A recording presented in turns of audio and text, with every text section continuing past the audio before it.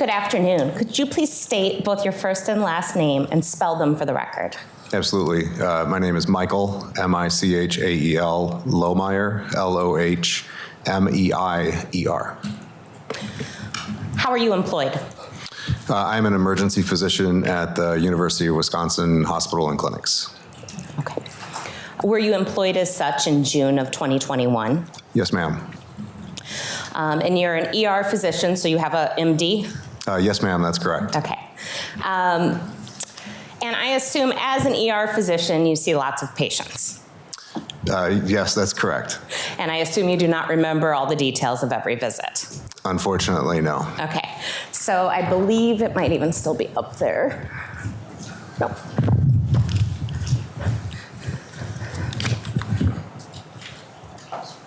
Are they at the table? Yep. Oh, I'm sorry.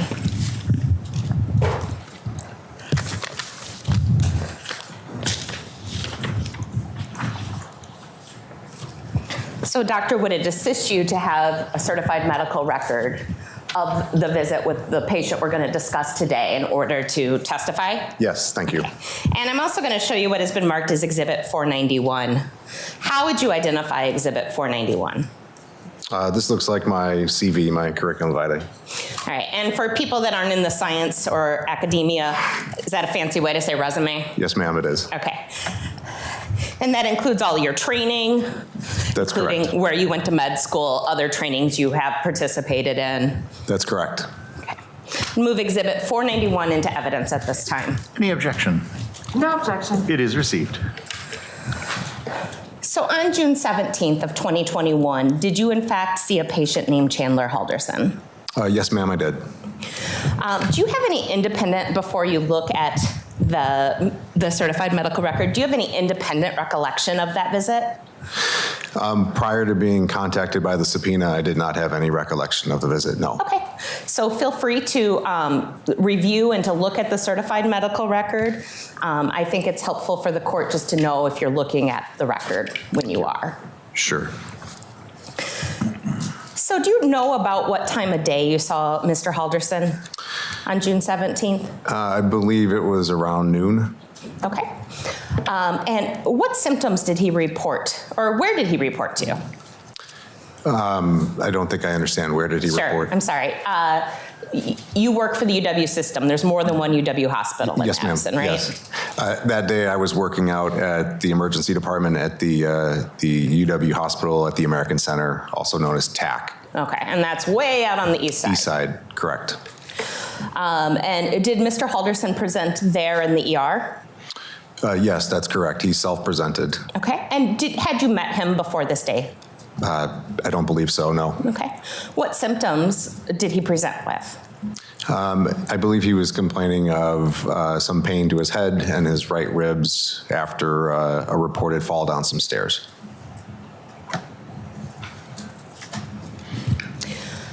So what did you do in your treatment?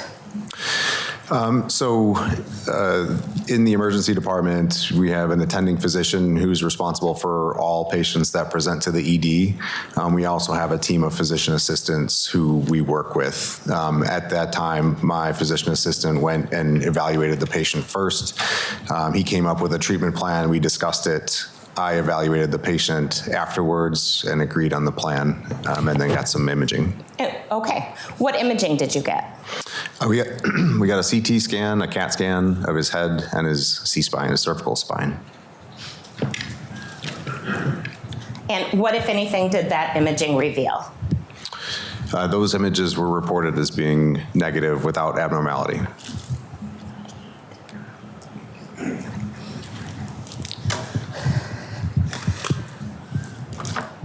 Did you perform any other tests? So he had a physical exam during which the PA and I both did an abbreviated physical exam looking for any signs of injury. We did discuss with the patient a potential x-ray of his ribs because he was having some right-sided chest tenderness. At that time, the patient declined the additional imaging, and I think at about that time we closed the encounter. Did you run any other sort of tests, such as blood tests or anything like that? I would need to refer back. I don't recall. Yeah, and I didn't mean that as a trick question in any way. Yes, ma'am. This looks different than the one we usually have.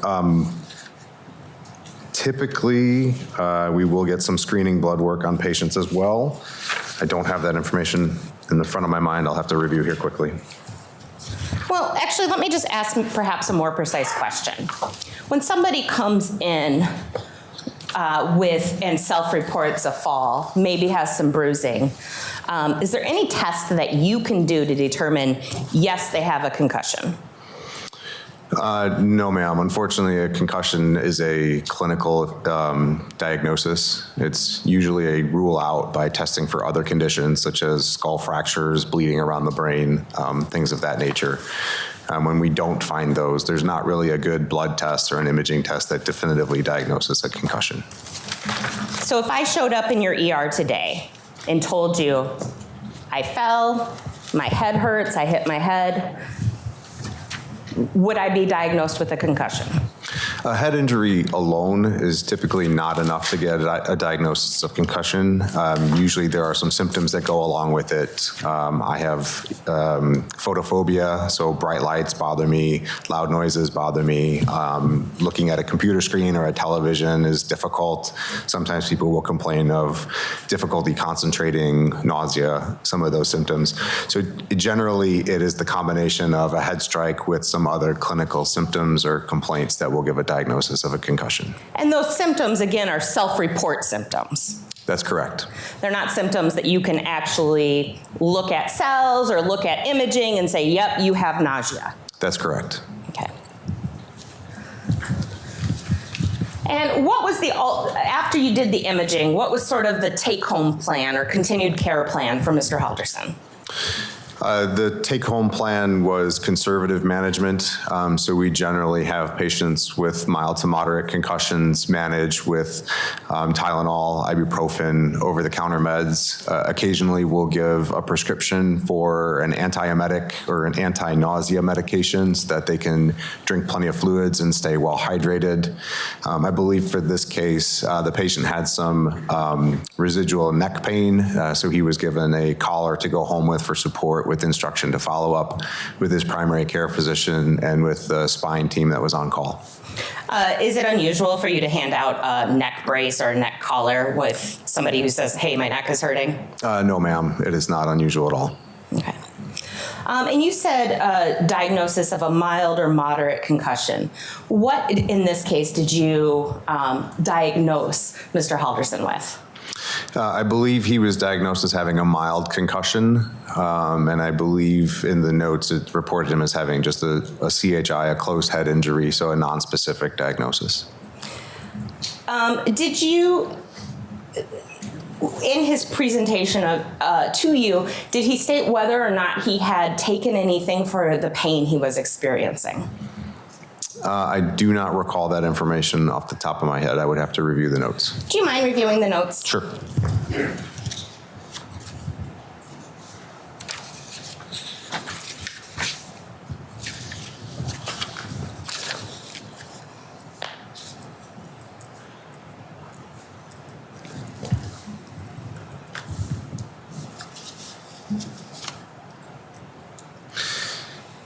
So I do not have that information in my addendum at the bottom. He may have reported that information to either the nurse or the PA who saw him, but I did not personally take any of that information. Okay, thank you. And you said you had provided a neck collar. What instructions, if any, did you give him concerning that neck collar?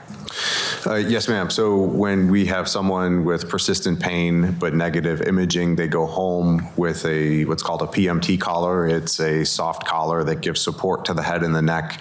And in general, they're instructed to follow up with their primary care physician and a spine physician if they're continuing to have pain or symptoms, generally in the 4 to 6 week period.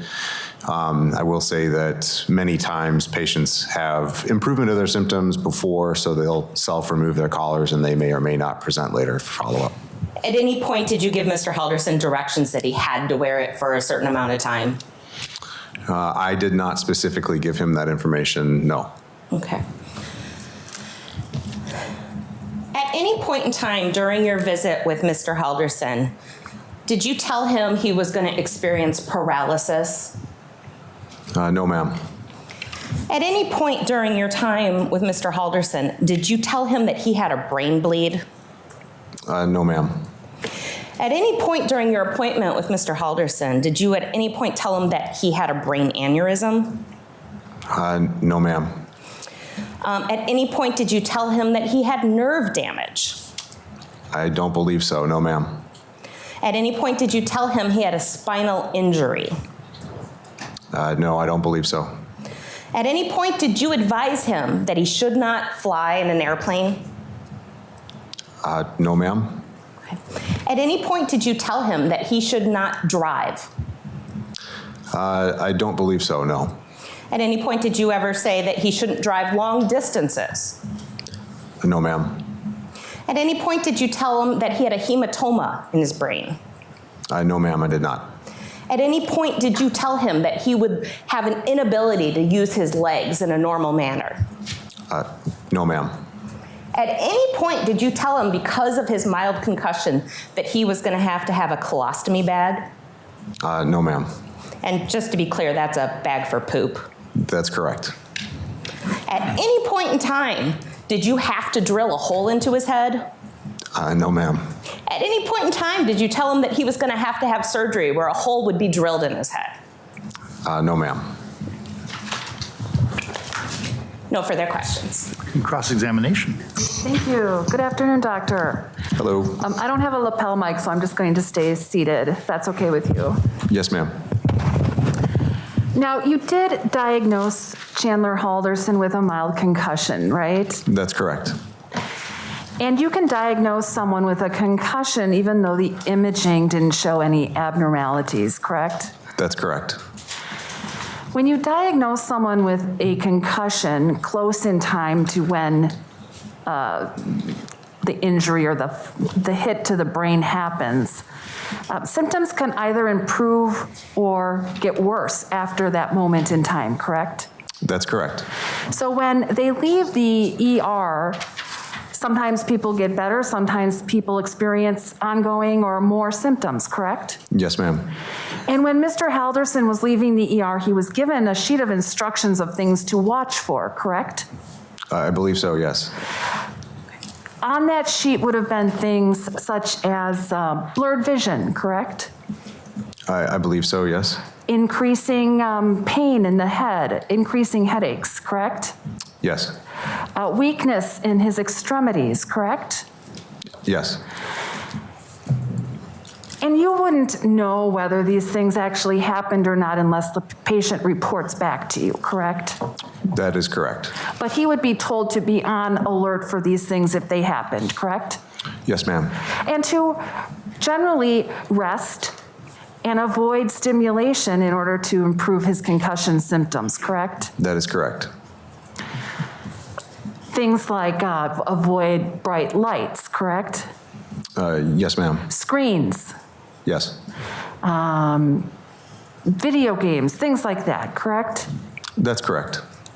And really, one of the treatments for a concussion is just to sit in a, darkened room and really not do anything with your brain, correct? Rest is generally one of the recommendations, yes. Now, as a result of his visit, you did prescribe him some medication, correct? That is correct. For nausea? Yes. And what was that? It's a medication called ondansetron. It's also known as Zofran. It's an anti-nausea medication. He had reported feeling like he was going to throw up, correct? I believe so, yes. And that's why you would prescribe him that medication. Yes, ma'am. It's also to help prevent dehydration. So sometimes people will get dehydrated, their headache will get worse, and so we like them to stay hydrated. So sometimes it's a preventative measure as well. And just to be clear, when someone reports that they have a headache, as Ms. Raymond asked you, there's no blood test or something like that that can confirm what the person is telling you, right? I don't believe so, no. Now, when he presented in the ER that day, wanted to ask you what this means. Patient remains with midline cervical spine tenderness palpation. What do those words mean? So as part of the physical exam, when we are examining a patient, we will actually press on the spinous process over the middle of their neck. He had tenderness on presentation, which was a big part of the reason why we got the CT scan to begin with. And on reassessment after the negative imaging, we reassessed the patient. He still had persistent pain in the midline there, which is not a direct indicator of an injury, but it does say we should keep the collar on for safety. And when he left with the collar that day, you testified that there was no set time he was supposed to wear the collar, or you didn't give him a set number of days to wear the collar. Is that right? I don't believe so, no. The instructions were to follow up with his primary care physician and with our spine doctor. And that was in 4 to 6 weeks? Generally, that's the time frame that they recommend. I can't recall specifically for this case, but I generally encourage patients to call if they're continuing to have any symptoms after they go home.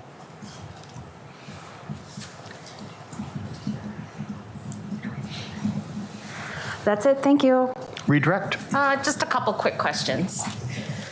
Doctor, with self-report symptoms such as nausea or headache, is the information you receive from the patient only as good as the accuracy or honesty of that information?